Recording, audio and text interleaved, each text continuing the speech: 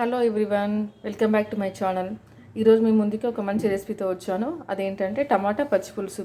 దీనికి కావాల్సిన ఐటమ్స్ టమాటాలు, మిర్చి, చింతపండు రసం, అల్లం వెల్లుల్లి పేస్ట్, కరివేపాకు. ఈ టమాటాని నేను పేస్ట్ చేసి వేస్తానండి పచ్చి పులుసులో.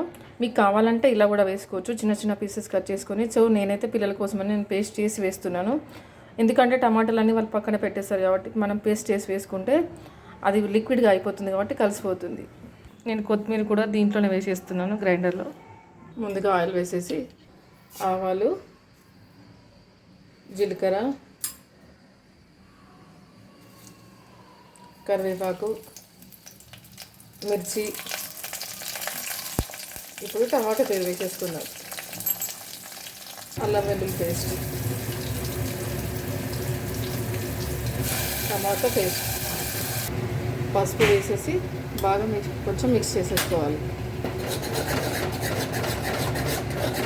కొంచెం మగ్గేంత వరకు మూత పెట్టేసేయాలి. ఇప్పుడు మూత తీసి చూద్దాం.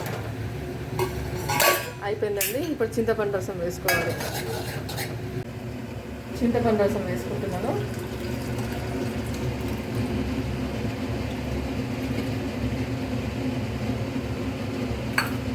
ఇప్పుడు గ్రైండర్ చేసేటప్పుడు పేస్ట్ మిగులుతుంది కదా, సో ఆ వాటర్ ఇది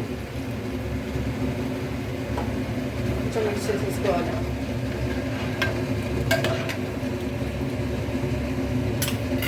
ఎన్ని వాటర్ అవసరమైతే అన్ని వాటర్ యాడ్ చేసుకోవచ్చు.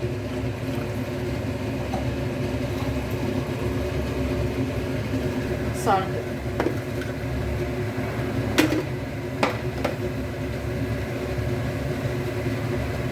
కొంచెం సొంటి మిరియాల పొడి వేస్తున్నాను. తర్వాత ఆఫ్ చేసేసుకోవాలి. బాగా మరిగిందండి. అంతే, టమాటా పచ్చి పులుసు రెడీ. మనమందరం కామన్గా టమాటా పచ్చి పులుసు ఎప్పుడు రెగ్యులర్గా చేసుకోము. టమాటా చారు కానీ చింతపండు పచ్చి పులుసు కానీ చేసుకుంటాం కదా, ఇది కొంచెం డిఫరెంట్గా ఉంటుంది. టేస్ట్ కూడా చాలా బాగుంటుంది. మీరు ట్రై చేయండి. నచ్చితే లైక్ చేయండి, షేర్ చేయండి, సబ్స్క్రైబ్ చేయండి. Okay, bye.